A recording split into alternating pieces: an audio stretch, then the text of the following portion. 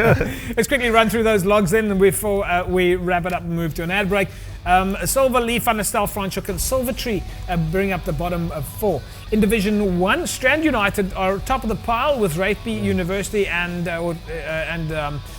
Jooste River as well as Northerns. In Division 2, All Saints, Rockland and Watsonia bring up the top 3.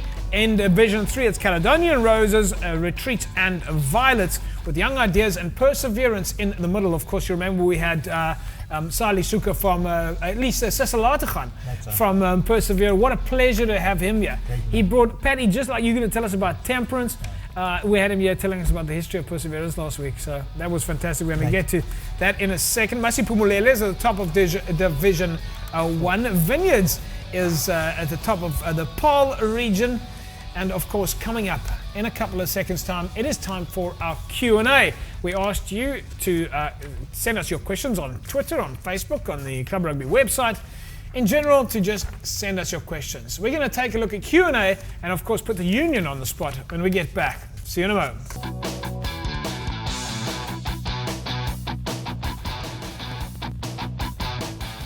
Hello everybody, welcome to Cape Rugby TV, here on Cape Town TV, of course. We'll take a look here every week at logs, results, fixtures, and a whole lot more. Our panel tonight, we introduced them earlier on, Pat Koen, Matisi Chanti, and Herman Abrams from Western Province Rugby. Now, we did ask you to send in your questions. Ons het vir julle gevra om vir julle ons vragies te stuur, wat ons vir die paneel kan vra. En julle kan dit op Twitter doen en op Facebook doen en so voort. So if you want to ask us any questions, please do so.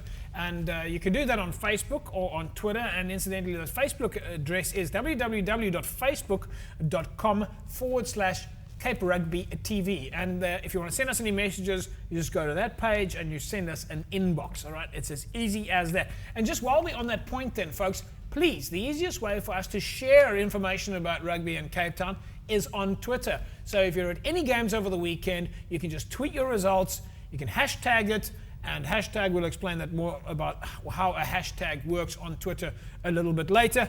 It's not something that you get out of a auto teller, but we'll deal with that later. Folks, remember that now. When you go to the auto bank machine, you push the hash button, it's not for those other purposes. No? Okay.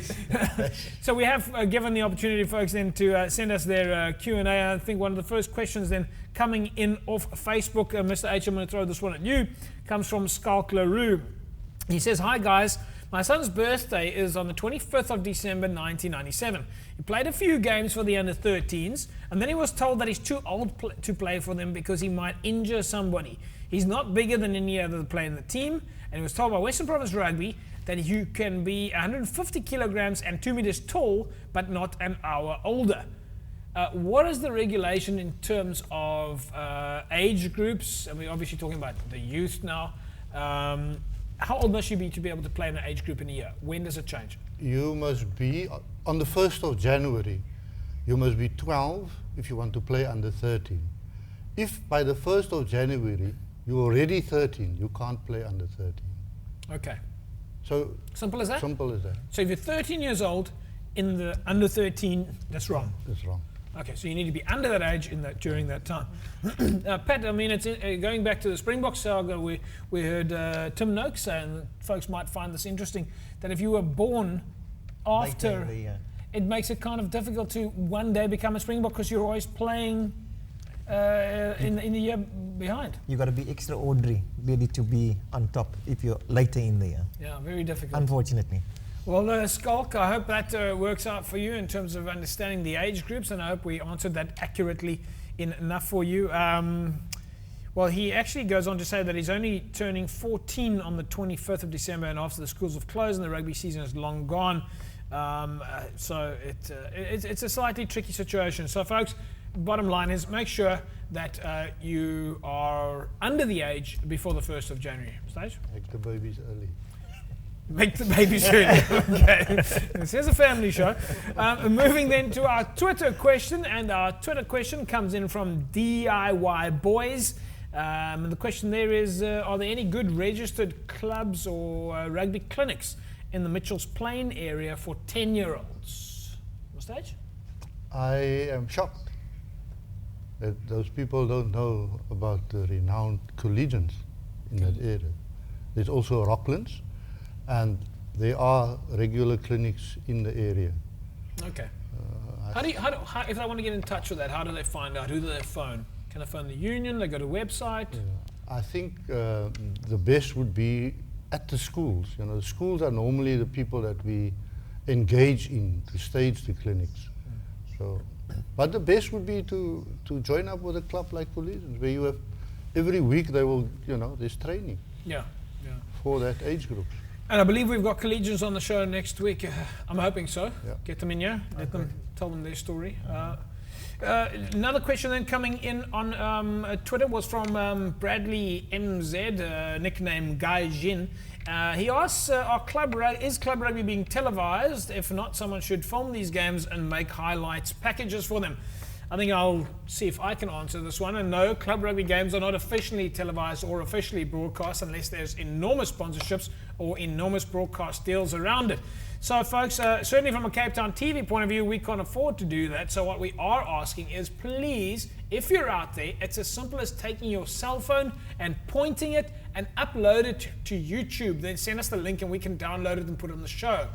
And if you're going to use your phone to capture some footage, just try and get short clips, nice and close, and hopefully we'll be able to use that. We do not expect you to see the scrumming infringement on the other side of the field. Patty, scrums have been broken up quite a lot, though. It's getting a little bit technical out there. Right? Very, very technical. Sometimes it's difficult for a man who's in rugby for all the years and you still don't understand the law. But I mean, most of the referees are coming to make that very clear to us. So let's hope we're going to get there. I thought for a moment he was going to say most of the referees don't understand the law. Well, we'll speak to Joey. I'm not saying that. We'll speak to Joey Salman about that. Mandisi, let's ask you then, in terms of the players that are playing now at UWC. Again, you guys had a chance to play against some of these big teams now. The laws. Is it difficult for the players? Is it quite technical? I mean, how much studying do you actually have to do as opposed to just playing rugby? It is a bit of studying to understand the rugby laws nowadays. But we try to be more practical in terms of making them understand, invite referees in the Western Province to teach us. I mean, to do it practically in a practice session. Okay. Then our players get to understand it better. And they can ask questions, they can do it and make mistakes, and the referee can correct them there. So you've got referees coming out to the club from time to time? Yeah, we do invite. To work with you, that's fantastic. Yeah. All right, folks, it's time for that feature, Union on the Spot. Again, you have the opportunity to ask these questions. So we don't just sit here looking pretty. That's you, Mr. H, and you, Patty. Especially when we start looking at some of those historical photographs of you at Temperance going back, we'll see just how pretty you were in your day.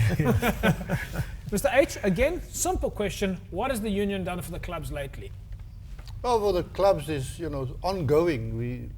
Last week we talked about scrum machines. We received another 7. I had calls from clubs to please supply them. I was just surprised. I came to a club today who asked me for a scrum machine and we supplied them.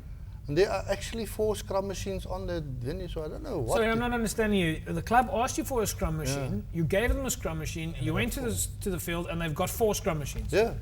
I just want to check, how many scrum machines does the club need? 1 is enough. How many scrum machines have you guys at UWC? We've got 1. Right. Okay. I don't know what is going on there. Okay, but you are giving. You didn't perhaps deliver all 4 in the wrong place. I'm quite sure. So you've given away 7 scrum machines in the last week or so. Yeah. Is a scrum machine expensive? 13,000 rand. 13,000 rand scrum machine. It's a lot of money for a club. And that's a simple, It's basic scrum machine. A lot of scrap metal there. Definitely. Yeah. All right, Patty, do you think that those scrum machines are being looked after? Yeah, definitely. I mean, and that's what we need. We already have problems with the scrummaging, as you know, in the game. So that is so important to have a scrummage machine at each club if possible. Yeah, fantastic stuff. Right, we're going to leave left field. Of course, left field is where we look at the chat zone this week. I didn't really find anything, interestingly enough, on the chat zone. I had a look there today, and quite frankly, chat zone was looking a little bit boring. So we left that one alone. You remember we caught up last week with Stefan de Toey. He's the conditioning and fitness coach for the Western Province rugby team and the DHL Stormers. We'll join Stefan now once again to tell us more about nutrition in the world of rugby. Watch this.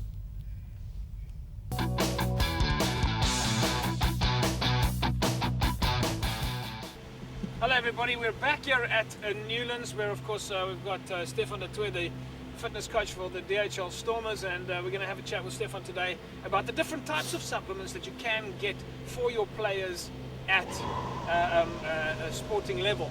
Steph, if we look at the market today, you get things like proteins and carbohydrates and joint supports and so on. And as you can clearly see, we're live at Newlands. But let's look at something. What is the variety of different supplements that you guys would use at the Stormers? Sure, it can get quite wide and quite detailed. We try and focus on the specific things that works for us. Off season we use a lot of protein. We use a mixture of carbs and protein. That would be something like this, the Synergy Whey protein. Yeah, which is great. It's got 72 grams of protein per 100 grams in it. The 5XL a little bit less, but then a little bit more carbs, which we give to the players that are slightly overweight. We use BCAAs and the creatines off season, which is basically the 4 big products for us. Yeah. Then obviously after using the creatine, we start using the fusion creatine, which is the mixture of carbs and creatine together, which the players really love. It's got a great taste. But then in season, you can see the joint support over here is one of the products that guys like Andries Becker, Dwayne Vermeulen, we just issued them with Is joint support very important for guys that have had injuries? I would say so, yes. And obviously with the amount of rugby that we play and we condition them to play that amount of rugby, is that they get knocks and bruises. Some players are heavier than others. Their joints take a lot of impact. Some grounds are a little bit heavier than others, but Andries has been a believer in this for months, for years. So if we look at a club rugby player or a schoolboy rugby player, let's focus on the club rugby guys. A whey protein like this, for example, a Synergy Whey protein, how would you suggest that they use it? Twice a day? How many times per week? At least twice a day. What we do is they wake up with it. They put half a cup of raw oats in it. Yeah. Kickstarts their metabolism in the morning. We try and make it easy for them. Not everyone's got a girlfriend or a wife that can cook for them in the morning, so we want to get them going in the simplest way that they can. I would say at least twice a day. We get them when they wake up in the morning and go to bed at night. I actually advise them to take it 3 times a day, but which is easy because you've got your shaker, you've got your protein, you've got water or milk, which is fine. Anything above that. And what does the protein do? I mean, is this for muscle recovery? It repairs the cells? It's basically a supplement does what it says it does. You cannot get the amount of protein in through normal food.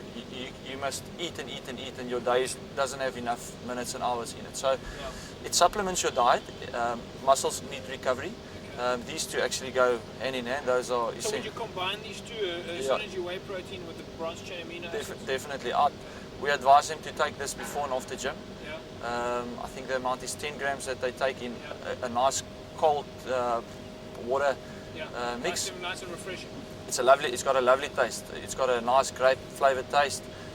It's slightly different from this, but before and after gym massive, and then any time in the day, 3 times at least. First thing in the morning, last thing at night, and then in the middle of the day they take their whey protein. Of course, none of this can ever replace real food. You still want to eat properly during the day. That's what we pushed in the off season, especially. Normal lifestyle, healthy lifestyle, but still you cannot eat everything. Guys are on the road, they're at training, they can't cook, so it's an easier way out, and it does the job. Okay. Folks, there you have it from Stefan de Toer here at the DHL Stormers. Till next time, bye bye.